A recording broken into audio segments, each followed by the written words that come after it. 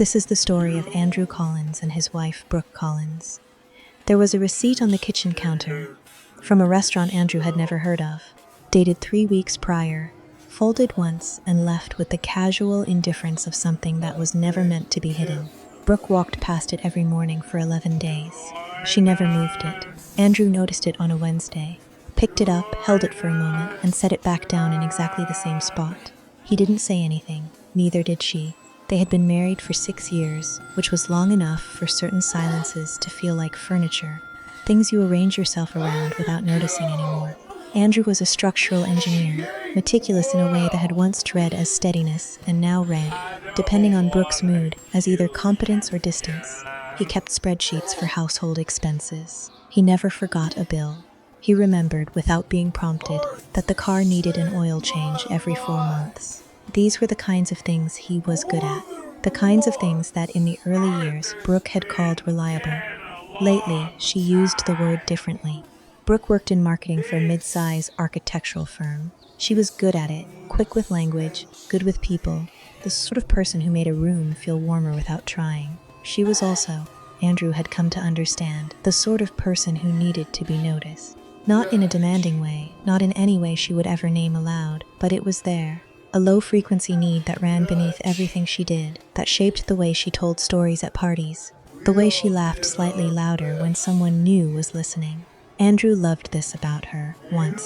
Lately, he wasn't sure love was the right word for what he felt when he watched her perform. Their life together had accumulated into something that looked, from the outside, unassailable. A house in a good neighborhood, a dog named Pepper who slept between them, standing dinner reservations on Friday nights, 2 sets of parents who occasionally merge into a single, cheerful mass at holidays.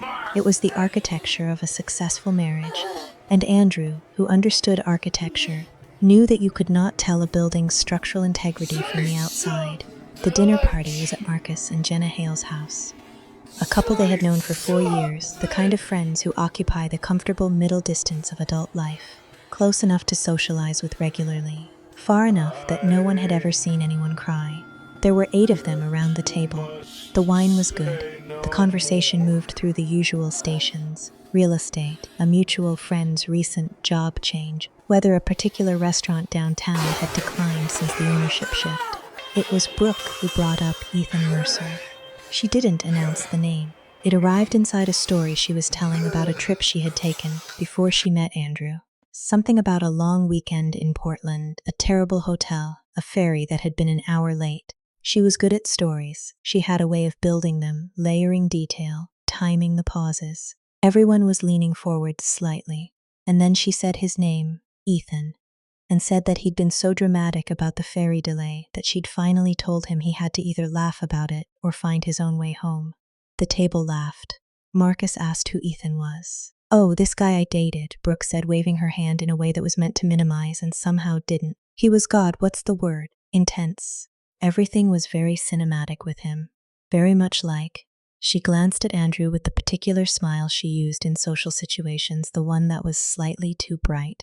Not at all like being married to this one. The table laughed again. Andrew smiled. He reached for his wine glass. He noticed that his hand was perfectly steady. Later, in the car on the way home, Brooke said the evening had been fun, and Andrew said yes, and they drove the remaining 12 minutes without speaking. Not in anger, not in accusation, in the ordinary silence of 2 people who had stopped requiring anything from each other in the in-between moments. When they got home, Pepper ran to meet them. Andrew crouched down to scratch behind his ears. Brooke went upstairs. The reduce seat was still on the kitchen counter.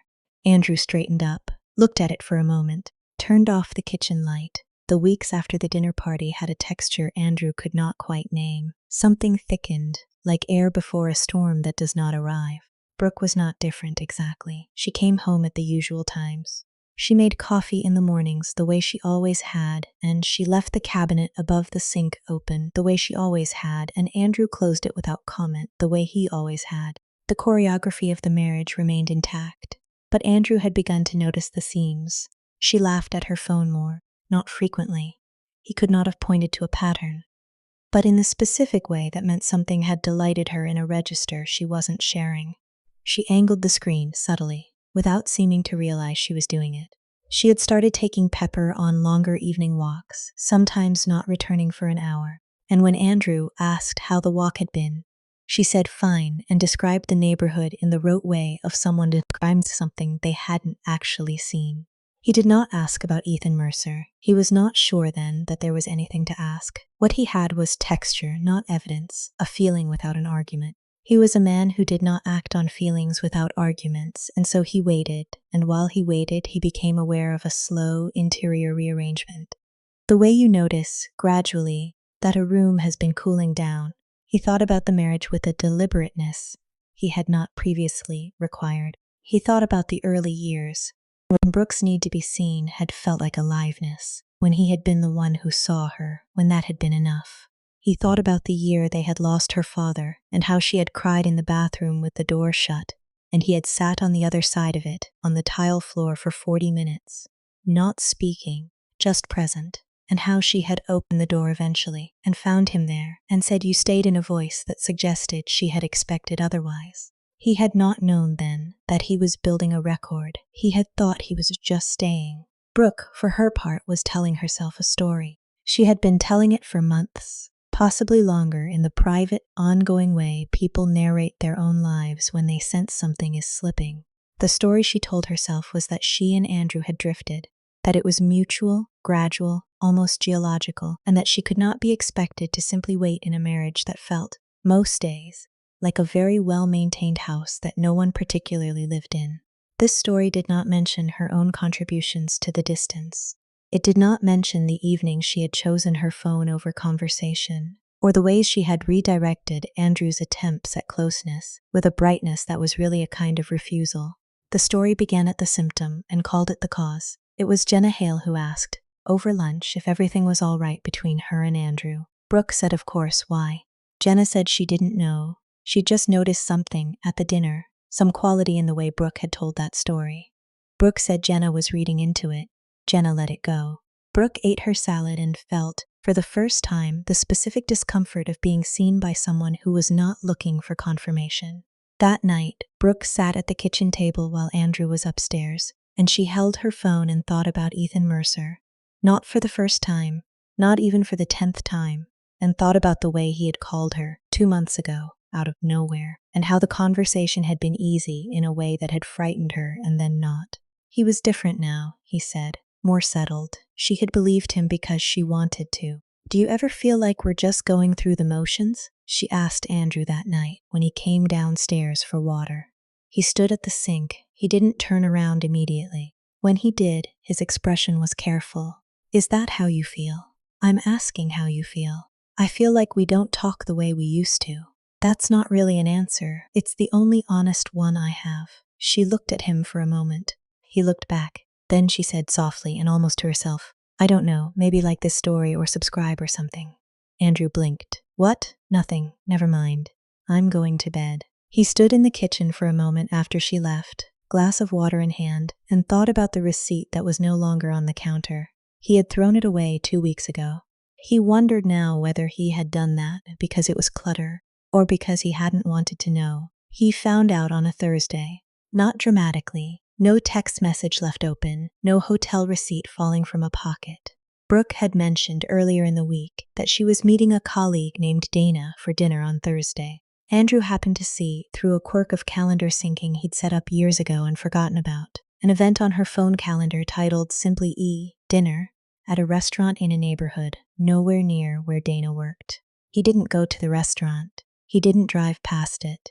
He came home, fed Pepper, made himself a plate of food he didn't eat, and sat in the kitchen until Brooke came home at 9:15, carrying a leftover container she hadn't had last week when she'd seen Dana. How was dinner? He asked. Good, low-key. Dana sends her love. She opened the fridge, slid the container onto the shelf, closed the door. Andrew said, which restaurant? A beat. Brief, barely perceptible. That Italian place near her office. The one on Clement? Yeah. Dana's office is downtown now. She moved in February. Brooke turned from the fridge. Her face was doing something complicated, cycling through 3 or 4 expressions in rapid succession before landing on something that looked like exhaustion. Not guilt, exactly. Exhaustion, and underneath it, relief. as though the weight of holding this had become heavier than she'd calculated. "Andrew, was it Ethan?" She said yes. She said it quietly, without defense, and he nodded once, the way you nod when someone confirms a thing you had already prepared yourself for but had hoped was wrong. What followed was not a scene. It was a conversation, long, uneven, interrupted by silences that lasted long enough to become weight-bearing. Brooke explained, and the word explain is perhaps too clean for what she did. She described the call 2 months ago, the dinners that had followed, 3 of them, she said. She insisted nothing physical had happened. She said the marriage had felt, for a long time, like standing in a room where all the windows were painted shut, and that she knew this was not an excuse. She wasn't offering it as an excuse, but she needed him to understand that she hadn't meant to let it become what it became. She was crying before she finished, not in a way that felt performed, but in the private, ashamed way of someone who has had time to hate themselves already, and is simply letting the hatred be visible. Andrew listened. This was what people who knew him would later say, if asked. He listened. He didn't interrupt. He didn't raise his voice. He asked 2 questions, both of which were careful and direct, and gave Brooke nowhere comfortable to stand. When she finished, he was quiet for a long time. "Is it over?" he asked. "Yes. I ended it 2 weeks ago." "Do you want to stay married?" She said yes. She said it with a conviction that was also, Andrew would later think, the truest thing she'd said all evening. She wanted the marriage. She just had not wanted to do the work the marriage required. These 2 things were not, in her interior life, contradictory, which was itself a kind of answer, though not the one she was offering. Andrew stood up. He told her he needed a few days. He said he wasn't leaving tonight, but he needed her to understand that he was not fine, and was not going to pretend to be fine, and was not going to rush the process of figuring out what he felt and what he wanted. He said all of this without coldness. He said it in the measured voice he used when he was holding something together by force of will. He slept in the guest room. Pepper followed him there and curled at the foot of the bed. Andrew lay in the dark for a long time, looking at the ceiling, and felt the particular grief of a person who has just had their suspicion confirmed and discovered that confirmation is not the same as readiness. He forgave her in October. It was not a moment, not an announcement. It was a gradual softening, the result of weeks of conversations that were often painful and occasionally clarifying. They saw a couples therapist named Dr. Rachel Odom, who had a way of naming things with clinical precision that both of them found useful and neither of them found comforting. Andrew had been honest in those sessions in the way that cost him something. He had said things about the marriage that he had not previously allowed himself to say. He had acknowledged that he had, in his own way, been absent. Not as an excuse for what Brooke had done. He was careful to keep those 2 things separate, but as a piece of honest accounting. Brooke had wept. She had apologized repeatedly and sincerely, in the specific manner of someone who understands the shape of what they did and can hold it without softening it. She had said she had ended things with Ethan. She had said it more than once, in more than one way. And Andrew had believed her, because he had wanted to, and because believing her was the only available path to the life he had intended. The marriage stabilized, or appeared to. They resumed Friday dinners. Brooke left the cabinet above the sink open. Andrew closed it. They walked Pepper together on Sunday mornings. They went to a friend's wedding in November and danced at it, and someone soon took a photograph of them on the dance floor that Brooke later posted and captioned with something light and grateful, and their parents both called to say how wonderful they looked. In December, Andrew found a message. He had not been looking. He had picked up Brooke's phone to check the time while his own was charging across the room, and the screen had lit with a notification, a name, no more than that. 3 letters. He put the phone down. He sat with what he knew for 4 days before doing anything with it. What he did not do in those 4 days was confront Brooke immediately. He was aware of an interior shift. Something that had cracked in October had not healed. It had calcified. He moved through the house and through the December evenings with a precision that looked, from the outside, like composure. He brought home coffee on Saturday morning. He asked about her week. He came to bed at the usual hour. He was, in those 4 days, the most frightening kind of still. The stillness of a person who has already made a decision and is simply completing the remaining steps.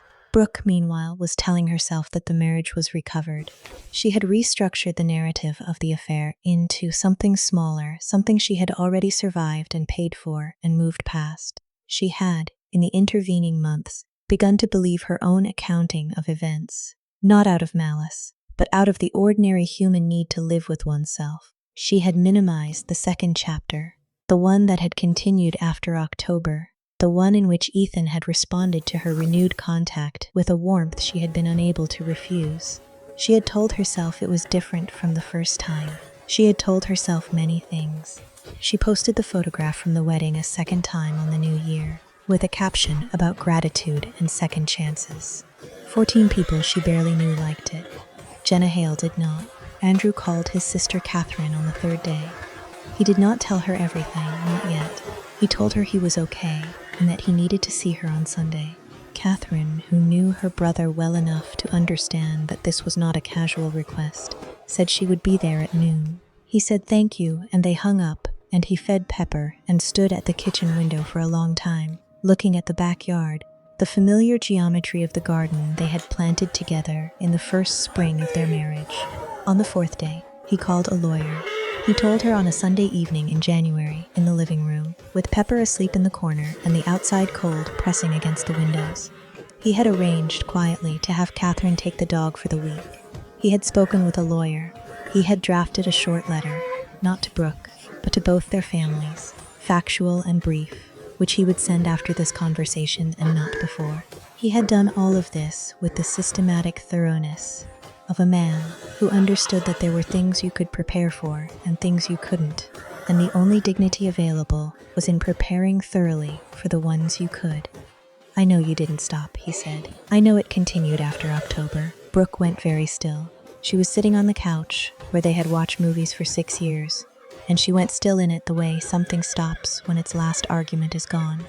Andrew, you don't have to explain. I'm not asking you to. I'm telling you what I know so you understand that I'm not acting on suspicion. I can explain, if you let me. I don't want an explanation, he said. And the thing that made it devastating was that he said it without anger. There was no anger left in it. What was there instead was the specific exhaustion of a person who has already grieved the thing they are, only now formally ending. I want you to hear me clearly. I'm filing for divorce. The papers are being drawn up. I've spoken to my family. I'll be speaking to yours. She started to cry. Not the ashamed, private way she had cried in October. This was something rawer, something without the protection of dignity, the kind of crying that is also a kind of argument. She said she had made a mistake. She said she had been afraid of losing him. She said she didn't know why she had done it. She said all the things that were. Andrew understood. Probably true, and also insufficient. I know you're sorry, he said. I believe that you're sorry. But I forgave you once, and you made a decision about what to do with that. She asked if there was anything she could do. He said no.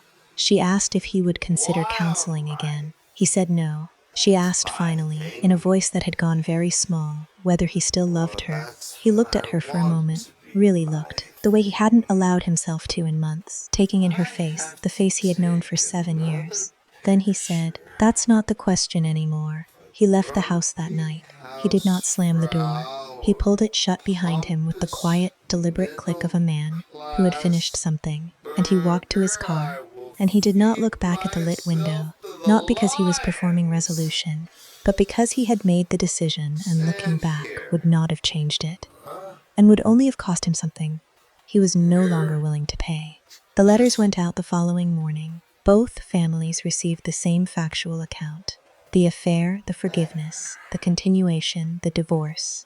Andrew had written it without blame and without self-pity, and it read, as a result, more clearly than anything written in anger could have. Brooke's mother called Brooke and was silent for 15 seconds before she said anything. Her father did not call. Ethan Mercer, presented with the reality of a situation that now carried consequences, legal, social, familial, became, in the weeks that followed, harder to reach. He had wanted the feeling of the thing, it turned out, not the thing itself. This was not a surprise to anyone who had known him, which Brooke was only now beginning to understand she had not, quite. She kept the house for 3 months, then found it unbearable and moved to a smaller place across town. She told people in the early months that the divorce had been mutual. Jenna Hale did not confirm this when asked. Brooke stopped attending the dinners. She told herself that people were judging her, which was partially true, and that she didn't care, which was not true at all. The photograph from the wedding, the one she had posted twice, she deleted in February. She did not post anything for a long time after that.